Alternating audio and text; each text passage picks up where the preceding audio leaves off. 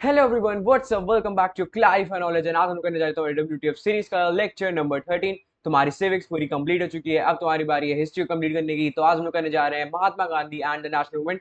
तो चलो इस चैप्टर को स्टार्ट करते हैं। बेसिकली वो है मैं, अगर तुम वीडियो पहली बार देख रहे हो, मैं हूं हर्षित सिंह, को founder in clarify knowledge, and मैं तुम लोग डब्ल्यूटीएफ सीरीज को होस्ट कर रहा हूँ। बेसिकली डब्ल्यूटीएफ सीरीज में तुम्हारे हिस्ट्री सिविक्स एंड ज्योग्राफी के चैप्टर्स को ओवर करा रहे हैं। आईसीएसई क्लास 10 के लिए हर वेडनेसडे, थर्सडे एंड फ्राइडे को एक एक वीडियो आती है। एंड आज हमारा लेक्चर नंबर 13, आज हम लोग करने जा रहे हैं Mahatma Gandhi and the national movement. आगे बढ़ते हैं। आगे बढ़ने से पहले तुम लोग बताना चाहता हूँ, तुम लोग ने नेक्स्ट चैनल सब्सक्राइब नहीं करा, basically it's a new venture by clarify knowledge. इस चैनल का लिंक डिस्क्रिप्शन में। भाई इसमें क्लास 10 से रिलेटेड काफी ऑसम और अमेजिंग कंटेंट आ रहा है। इसमें मैं होस्ट कर रहा हूँ इस चैनल को, प्रणय भैया होस्ट करे, काफी नए नए फेसेस, काफी टॉपर्स, तुम्हें स्ट्रैटेजीज, काफी तगड़ी कंटेंट इसमें मिलने वाला है। तो भाई इसका लिंक डिस्क्रिप्शन में से सब्सक्राइब कर लेना। ऑलरेडी 3 वीडियो जा चुकी है, चौथी वीडियो भी आने वाली है। प्लस हम लोग ने जितनी भी स्लाइड्स है डब्ल्यूटीएफ की, वो तुम्हारी टेलीग्राम चैनल पे अपलोड होती है, क्लैरिफाई नॉलेज के। तो टेलीग्राम चैनल का भी लिंक डिस्क्रिप्शन भाई, उसको ज्वाइन कर लेना, मतलब तुम्हें स्लाइड्स मिस कर जाओगे। एंड स्लाइड्स में काफी अच्छे से कॉम्प्रिहेंसिव कंटेंट में तुम्हारा पूरा हिस्ट्री सिविक्स ज्योग्राफी का पोर्शन दिया हुआ है। एंड तुम आराम से पढ़ सकते हो अपने बुक और नोट्स को छुए बिना भी। ये स्लाइड्स मोर देन इनफ है तुम्हारी। Okay, now let's begin the chapter. ये तुम्हारा सिलेबस, तुम इसे क्रॉस चेक कर सकते हो। Now let's start. तो महात्मा गांधी कौन थे? देखिए, महात्मा गांधी एरा के बारे में आप बात हो रही है। देखो, इंडियन नेशनल मूवमेंट तुम्हारा जो था ना, वो 1990 से लेकर 1947 तक चला था, तो तुम्हारी इंडिपेंडेंस नहीं होगी थी। एंड इसको गांधीयन एरा बोलते थे primary, because the period was dominated by Gandhi and his policies. मतलब ये जो पीरियड था ना पूरा 1919 से लेकर 1947 तक, इसको गांधी जी ने पूरा डोमिनेट करा था। और उनकी जो पॉलिसीज, उन्होंने जो मूवमेंट्स करे थे, उसने डोमिनेट करा था ये पीरियड को पूरा। ठीक है, देखो, नॉन कॉपरेशन मूवमेंट होता है सबसे पहले तुम्हारा, तो इसके फैक्टर्स पढ़ लेते हैं। पूछ सकते हैं कि भाई तुम्हारा नॉन कॉपरेशन मूवमेंट तुम्हारा था तो इसमें क्या हुआ था। ठीक है, सबसे पहले तुम्हारा इसमें खालिफत मूवमेंट आता है। जो टर्की का सुल्तान था ना, उसको खालिफ कहा जाता था, और जो मतलब उसको एक तरह से रिलीजियस हेड कहा जाता था मुस्लिम का। ठीक है, और जो most of the Muslims sacred places were located in the Turkish within Turkish empire, जो तुम्हारे मुस्लिम के सेक्रेट प्लेसेस थे ना, वो मोस्टली टर्किश एम्पायर के अंदर लोकेटेड थे। ठीक है, और फर्स्ट वर्ल्ड में क्या हुआ था, हमारे जो ब्रिटेन थे ना, वो टर्की के अगेंस्ट फाइट कर रहे थे, और जिसकी वजह से क्या हुआ था, this led to a wave of indignation among the Indian Muslims. मतलब इंडियन मुस्लिम्स के अंदर एक वो इंडियन की वो आ गई थी मोटिवेशन, भाई ऐसा क्यों हो रहा है, ब्रिटेन वाले टर्की से लड़ रहे हो, टर्की में हमारी सेक्रेट प्लेसेस है। ठीक है, the Muslim India population India started Khilafat movement under the leadership of Mohammad Ali and Shaukat Ali. Mohammad Ali Shaukat Ali के अंडर लीडरशिप के अंदर खलीफत मूवमेंट स्टार्ट हुआ था। ठीक है, the three formulated they formulated 3 point programmes which included that. इन्होंने एक 3 पॉइंट प्रोग्राम करा था, जिसका क्या था, the Ottoman caliph should retain his empire, मतलब उनको एम्पायर रखना चाहिए। The caliph should be left with adequate territories to enable him to defend the Islamic faith and Arab land should be remain under Arabic rule. ठीक है, जो कलिफ था वो अपने पास, उनको अपनी टेरिटरीज रखनी चाहिए ताकि वो इस्लामिक फेथ को भी डिफेंड कर सकते हैं, और जो तुम्हारे अरब लैंड है वो अरब रूल के अंदर ही होनी चाहिए तुम्हारी। ठीक है, to Gandhi, the Caliphate movement offered him an opportunity to unite the Hindus and the Muslims. He advised the Caliphate committee to adopt a policy of non-cooperation with the government. देखो, गांधी जी ने इसका एक बहुत बड़ा फायदा उठाया। उन्होंने क्या करा, उनको पता चल गया भाई ये अपॉर्चुनिटी बहुत अच्छी है हिंदू और मुस्लिम को साथ करने की। ठीक है, तो उन्होंने क्या करा, जो खलीफत कमिटी को एडवाइस करें कि भाई आप लोग नॉन कॉपरेशन मूवमेंट करो अडॉप्ट। उसके बाद आप गवर्नमेंट की बातें मत सुनो, उनके साथ नॉन कॉपरेट करो, तो इससे हिंदू मुस्लिम भाई भाई भाई बन जाएंगे, एंड एकदम भाई तगड़ी वाली रिवोल्ट होगी ब्रिटिशर्स करेंगे। ठीक है, the Khilafat non cooperation movement the started on 31 August 1920। तो तुम्हारा जो नॉन कॉपरेशन मूवमेंट था, उसके अंदर एक जो पार्ट है खलीफत मूवमेंट, उसको भी पूरा नाम है खलीफत नॉन कॉपरेशन मूवमेंट। ठीक है, ये खलीफत कमेटी के साथ गांधी जी ने पूरा प्लान करके इसको नॉन कॉपरेशन मूवमेंट कर दिया था गवर्नमेंट के अगेंस्ट। और ये स्टार्ट किसी ने हुआ था 31 अगस्त 1920। इंपॉर्टेंट डेट है, याद कर सकते हो और लिख लो। देखो, डेट्स याद करने का सबसे बड़ा तरीका, पेपर में सारी डेट्स लिख लो क्रोनोलॉजिकल ऑर्डर में, जैसे जैसे चैप्टर पढ़ते जा रहे हो हिस्ट्री के। ठीक है, एंड उनको पेपर में कर लो, और जब भी ऐसे बैठो खाली तो ऐसे डेट्स एक बार देख लिया, ऐसे याद करोगे, बोर्ड से यहाँ तक सारी डेट्स याद हो जाएंगी, कोई दिक्कत नहीं है। आखिरी टाइम पे तुम्हें रट्टा नहीं मारना पड़ेगा डेट्स का। ठीक है, क्रोनोलॉजी समझिए आप लोग। ठीक है, अब हमारा राउलेट एक्ट क्या हुआ था। ठीक है, राउलेट एक्ट तुमने पढ़ा भी होगा, जो स्कूल में पढ़ा रही हूँ, आप फिर से समझा देता हूँ। To suppress the rising national sentiments in the country, the government passed the Rowlatt Act, which empowered it to imprison any person without trial। मतलब सीधी सीधी हो गया था, बिना ट्रायल के कोई पर्सन को सीधे जेल में डाल देंगे। ठीक है, ताकि जो सप्रेस हो रहा है, जो नेशनल सेंटिमेंट्स लोगों के बीच में बढ़ रहे हैं, वो सप्रेस हो जाए। ठीक है, the act gave the government the following powers. लोग पावर्स क्या आ गई थी गवर्नमेंट के पास, मतलब जो बेसिकली पावर्स आई थी वो क्या कहती, किसी बंदे को वारंट के बिना अरेस्ट कर सकते हैं। ठीक है, to try person in seclusion कर सकते हैं, to suspend the right of habeas corpus, तुम्हारे पीछे उन्होंने रिट्स पढ़ाया था, वो भी वो सस्पेंड कर सकते हैं। ठीक है, Gandhi ji launch movement against the unjust act. ठीक है, इस गांधी जी ने इस अनजस्ट एक्ट के खिलाफ एक मूवमेंट लॉन्च करा था। दुकानें बंद हो गई थी, वर्कर्स और रेलवे वर्कशॉप स्ट्राइक पे चले गए थे, रैलीज हो रही थी इस एक्ट के खिलाफ। ठीक है, काफी सारी सिटीज में। Alarmed by the large participation of the people in the movement, the government arrested prominent leaders from Amritsar and Gandhi was bad from entering Delhi. मतलब काफी लोग को अरेस्ट कर लिया गया, जितने प्रोमिनेंट लीडर्स थे अमृतसर में, जो बेसिकली ये सारी प्रोटेस्ट कर रहे थे राउलेट एक्ट के अगेंस्ट, तो उनको तो अरेस्ट कर लिया सीधे सीधा, और गांधी जी को दिल्ली आने से पहले बैड कर दिया, मतलब उनको बैन कर दिया कि आप दिल्ली नहीं आ सकते हो। ठीक है, आप आ गए तो दिक्कत हो जाएगी आपके साथ।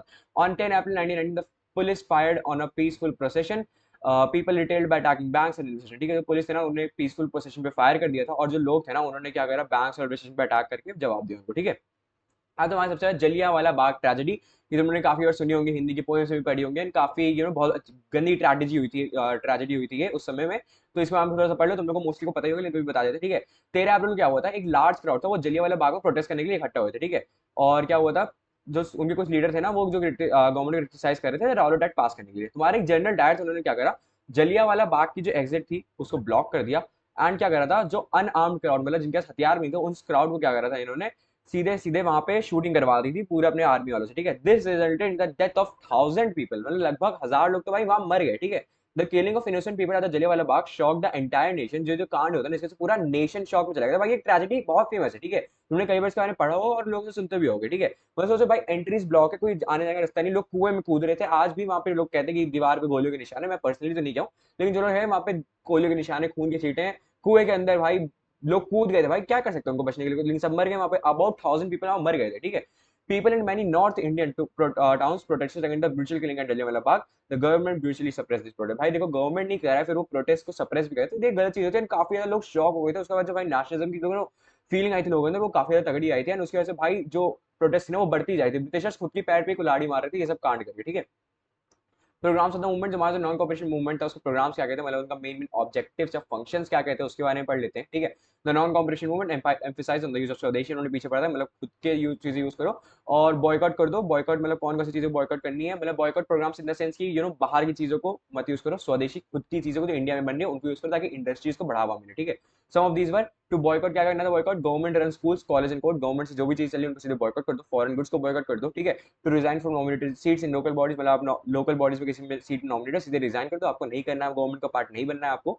To surrender titles and honorary office, मतलब आपके पास कोई ऑनरी ऑफिसर टाइटल है तो आप सरेंडर कर दो, आपको नहीं बनना है गवर्नमेंट कार्ड, आपको इंडिया के लिए स्टैंड लेना, ब्रिटिशर्स के साथ नहीं देना, ठीक है। To popularise the use of swadeshi khadi clothes, हम लोग पिछली बार पढ़ चुके हैं। To establish national schools and college in India as an alternative to the government schools and college. To unify the Hindus and Muslim and to work for emancipation and upliftment movement, मतलब basically Hindus और Muslim को unite करना था उनका main target ये था, और women's की upliftment was the main target. और यही तुम्हारे जो 5-6 ऑब्जेक्टिव है ना, यही तुम्हारे नॉन कॉपरेशन मूवमेंट के पार्ट है, ठीक है। आगे बढ़ते हैं, suspension of the non cooperation movement, ठीक है। तो नॉन कॉपरेशन मूवमेंट हमारा बंद कैसे हुआ था, ठीक है।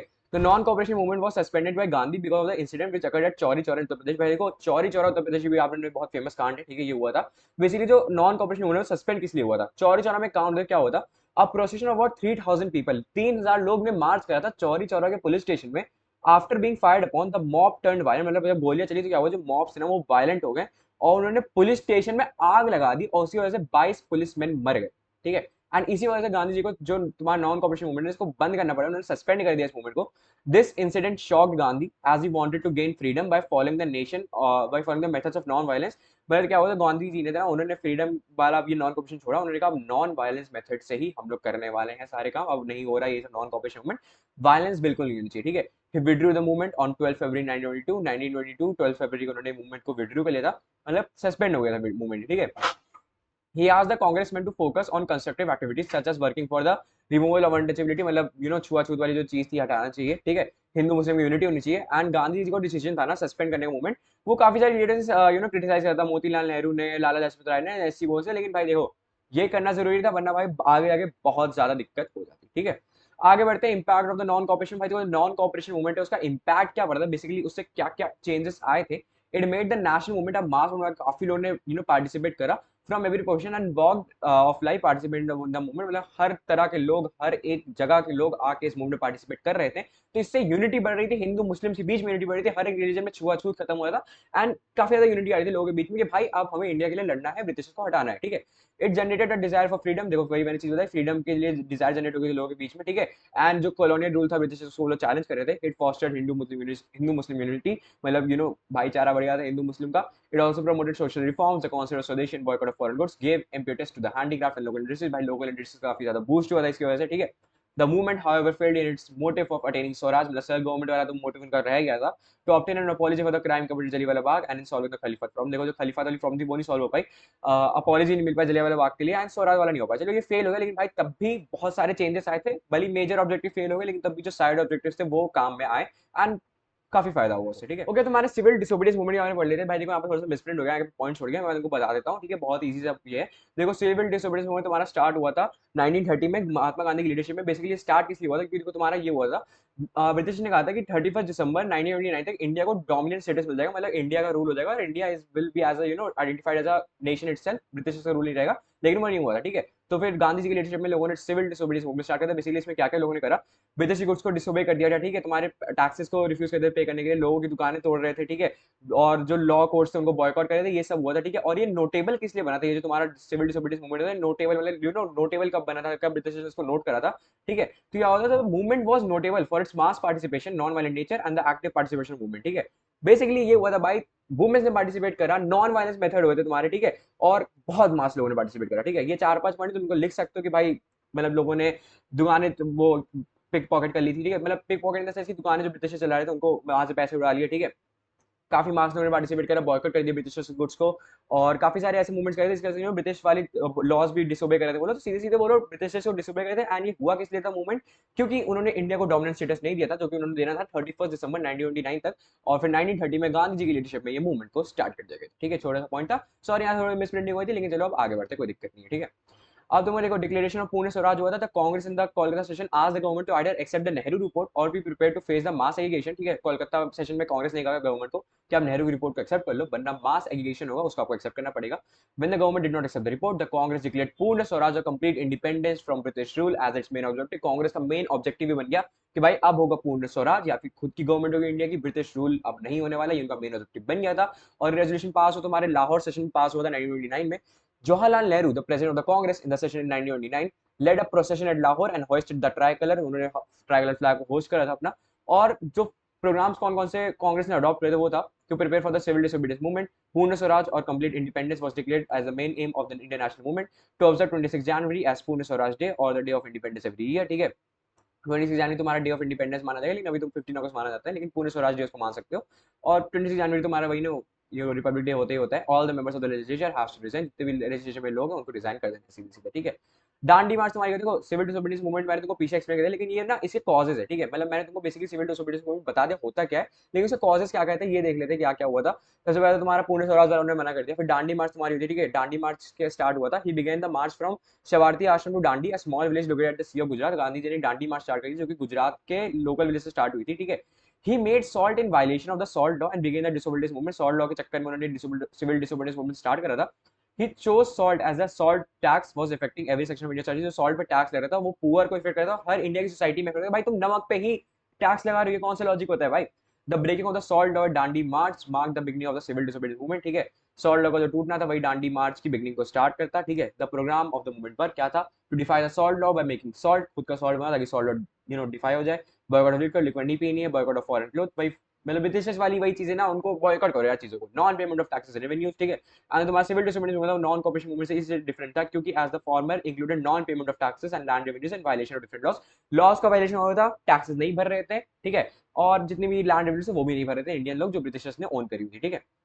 आगे मैं लोगों को बताया था, हम लोग का क्लैरिफाई नॉलेज में एक कोर्स चला, इसका नाम है champion series. Basically it's 40 days crash course for ICC class 10 students, तुम्हारे अक्टूबर एंड तक तुम्हारा 2 बार क्लास का सिलेबस खत्म करा रहे हैं। बेसिकली एक बार तुम्हारा पीसीबी का सिलेबस खत्म करा रहे होंगे हमारे टीचर्स पीसीएमबी का, एंड प्रणय में तुम्हारे पीसीबी का सिलेबस खत्म करा रहे होंगे, तुम माइक खोलकर अपने डाउट्स पूछ सकते हो, ठीक है। और तुम्हें नोट्स ई बुक्स डीपीपीस मिलने वाली बात है। तुम्हारी प्रिपरेशन अभी भी 10% है, 25% 50% देखो तुम्हारे पास समय नहीं बचा है। आई विल डेफिनेटली सजेस्ट कि यू कैन गेट इन दो क्रैश कोर्स, हमारे डिस्क्रिप्शन में एक एनरोलमेंट फॉर्म है, उसको भरो, हमारे काउंसलर तुम्हें सामने से कॉल करेंगे, तुम्हारी दिक्कतें पहले समझेंगे, तुम्हें एक बेस्ट प्राइस ऑफर करेंगे इस कोर्स पे, ठीक है। तुम्हारा आराम से एनरोल होगा एंड तुम अक्टूबर के एंड तक इस कोर्स से अपना पूरा क्लास कोर्स खत्म कर सकोगे, सारे सब्जेक्ट्स का, कंप्यूटर्स इंक्लूडेड, इंग्लिश इंक्लूडेड। और एचसीजी की मैं खुद उसमें सेशंस लूंगा, लाइव सेशंस, मेंटोर से सेशन मिलेंगे, तुम्हें नेशनल टॉपर से मिलेंगे, रेगुलर डाउट सेशन मिलेंगे। तो भाई कोई दिक्कत नहीं है, डिस्क्रिप्शन में इसका एनरोलमेंट फॉर्म है, उसको भरो और हमारे तक काउंसलर से हमें कॉन्टैक्ट करके तुम्हारा एनरोल कराएंगे। चलो अब आगे बढ़ते हैं, ठीक है।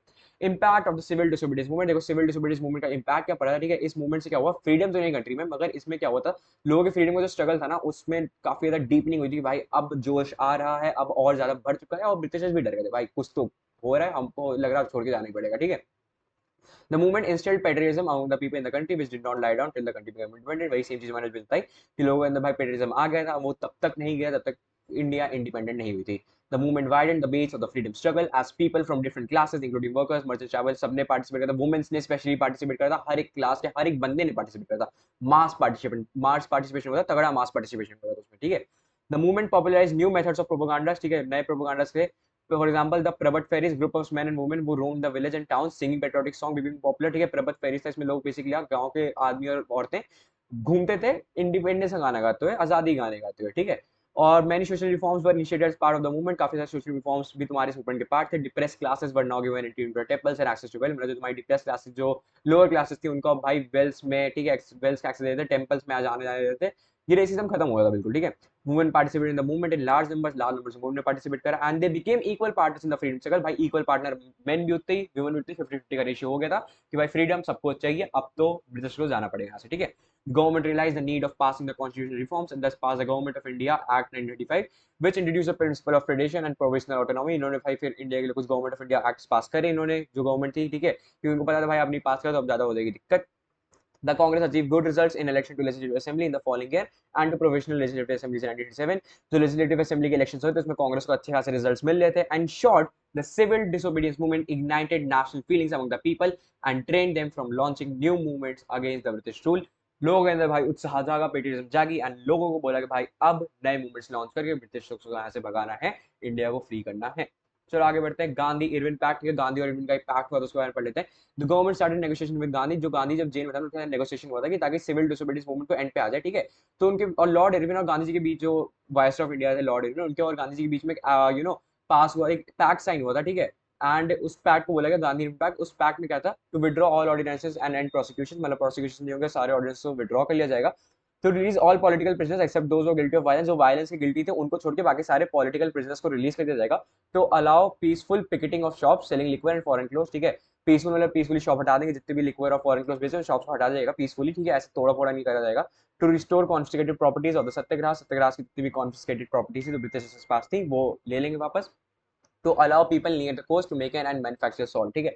जो कोस्ट के पास लोग थे वो अपना सॉल्ट बना सकते थे और मैन्युफैक्चर कर सकते थे, ठीक है। तो Congress agree to the following terms, ठीक है। कांग्रेस ने कौन कौन से टर्म्स पे अग्री करा था कि वो सिविल डिसोबीडियंस मूवमेंट को हटा देंगे और वो circle table round table conference में पार्टिसिपेट करेंगे and not to press for investigation to into political excesses, मतलब जो पॉलिटिकल की जितनी भी चीजें हैं, पॉलाइस एक्सीज लिखा हुआ है यहाँ पे, पॉलिटिकल एक्सीज होना चाहिए, मतलब तो क्या कहते हैं, इन्वेस्टिगेशन नहीं करवाएंगे वो सब चीज में, ठीक है। चलो आगे बढ़ते हैं। सेकंड राउंड टेबल कॉन्फ्रेंस हमारी थी, ये भी इंपॉर्टेंट है, इसके बारे में देख लेते हैं। It took place between 7 September and December 1931। 7 September and दिसंबर 1931 के बीच में हुई थी। गांधी जी ने इसको अटेंड करा था। The British government refuse to grant dominant status to India, India को डोमिनेंट स्टेटस नहीं दिया, इसी वजह से सिविल डिसोबीडियंस मूवमेंट हुआ था, 1930 में स्टार्ट हुआ था और फिर से इन्होंने मना कर दिया। The conference for the demand of separate electorates was red not only by the Muslims but also by the people of different class, Anglo Indians, Indian Christians and Europeans, ठीक है। कॉन्फ्रेंस में उन्होंने ये देखा कि इंडिया की separate electorates के लिए सिर्फ मुस्लिम्स ने आवाज उठाई, डिप्रेस क्लास ने भी उठाई, एंग्लो इंडियंस ने भी उठाई, इंडियन क्रिश्चियंस ने भी उठाई एंड यूरोपियंस ने भी उठाई। तो काफी कांड हो रहे थे सेकंड राउंड टेबल कॉन्फ्रेंस में तुम्हारे, ठीक है। इसके बाद हुआ तुम्हारा एक और मेजर मूवमेंट जिसका नाम था क्विट इंडिया मूवमेंट, ठीक है। इसके फैक्टर्स क्या इसको क्या क्या इस फैक्टर्स को लीड करा था। Failure of the Cripps mission, तुम्हारे क्रिप्स का एक मिशन था वो फेल हो गया, उसके बारे में पढ़ लेते हैं। The mission failed and was not accepted by the political parties in India because of the following reason. Cripps का एक मिशन था क्योंकि वो फेल हो गया, उसके रीजन क्या कहते हैं, इन्होंने इंडिया को कंप्लीट इंडिपेंडेंस देने से मना कर दिया था। The league rejected proposal as it did not talk about giving separate state to Muslim, Muslim को सेपरेट स्टेट नहीं दिया तो मुस्लिम लीग ने भी रिजेक्ट कर दिया। The Hindu Mahasabha rejected proposal as it fears the partition of the country, ठीक है, उनका कंट्री का पार्टीशन हो जाएगा तो इसलिए उन्होंने भी रिजेक्ट कर दिया। Other minorities such as Sikhs, Anglo-Indians, Christians and Dalit leaders refused to accept the terms as they felt the proposal did not safeguard their interests, मतलब उनके इंटरेस्ट तो भाई सेफगार्ड हो नहीं है तो उनको तो क्या ही मिल रहा था, तो उन्होंने भी रिजेक्ट कर दिया। The Congress opposed the principle of non-accession of provisions. It wanted all subjects, inclusive the defense, to be handed over to the people of India। मतलब इंडिया के लोग कुछ चीजें दे रहे थे लेकिन सारी चीजें नहीं दे रहे थे, इसलिए कांग्रेस ने मना कर दिया। उन्होंने भाई डिफेंस भी दो, सब कुछ इंडिया के हाथ में दो, डोमिनेंट स्टेटस दो, तभी करेंगे, वरना फिर आप जाओ, ठीक है।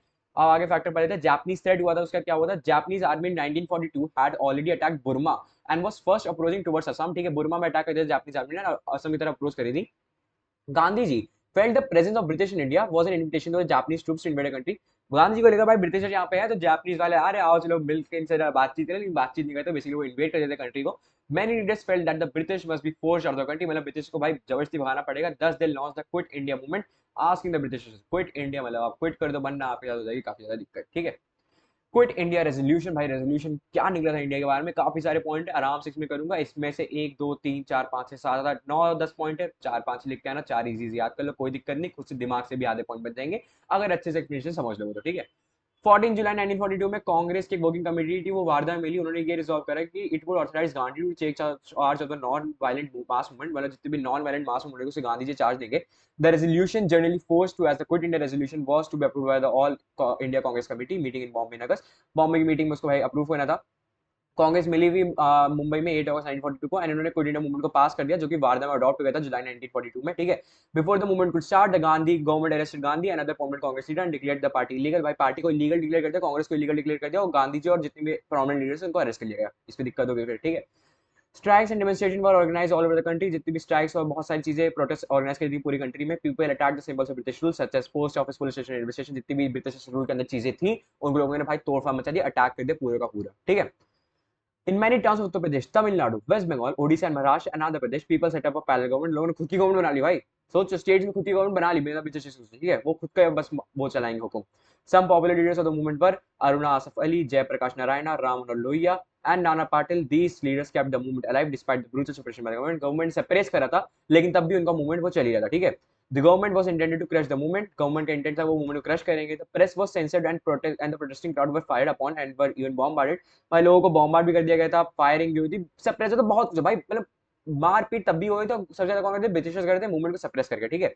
10,000 लोग मारे गए थे, 67 लोग अरेस्ट करे गए थे 1942 के एंड में। भाई सोचो इतने सारे लोग मारे गए, इतने सारे लोग, चलो अरेस्ट वाले तो ठीक है, 10,000 लोग मारे गए थे, ठीक है। जलियांवाला बाग का भी 10 टाइम सही है। सोचो कितना, मतलब उस समय कितना लोगों ने स्ट्रगल करा होगा, and this is why Indian history is important. तुम्हें जानना पड़ेगा भाई कितने स्ट्रगल्स करे गए थे उस समय, ठीक है। Military was deployed in villages and town. Military को डिप्लॉय कर दिया गया था villages और टाउन में। It has been said that India had not witnessed such kind of repression since the revolt of 1857.